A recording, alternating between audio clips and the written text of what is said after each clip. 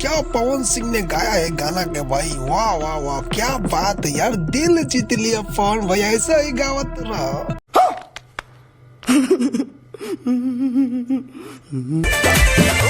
समझ रहे हो आप, समझ रहे हो? मुकाबला से होई ये जैसे पावर शुरू होला ये जे खत्म।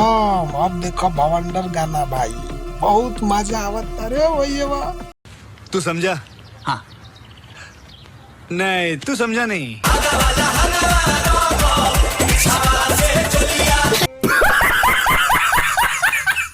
ये पावर स्टार नहीं हो सकते हैं। ऐसा गाना लाकर अपने को क्या बताना चाहते हैं कि हम पावर स्टार हैं।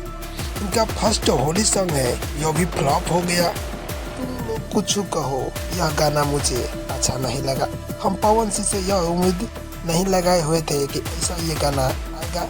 इसमें म्यूजिक एक अलग ही तरीका से बनाया गया है, गाना भी एक अलग तरीके से बनाया गया है। हमें कुछ भी इसमें अच्छा नहीं लगा। ऐसे ही मनोरंजन के लिए मैं कह दिया कि अच्छा है। वो अभी तक हमारे चैनल को सब्सक्राइब नहीं किया, सब्सक्राइब कर ले और लाइक शेयर जरूर कर दे ऐसे ही वीडियो पाने के लिए। तो आपको ये गाना कैसा लगा कमेंट में जरूर कमेंट कीजिए।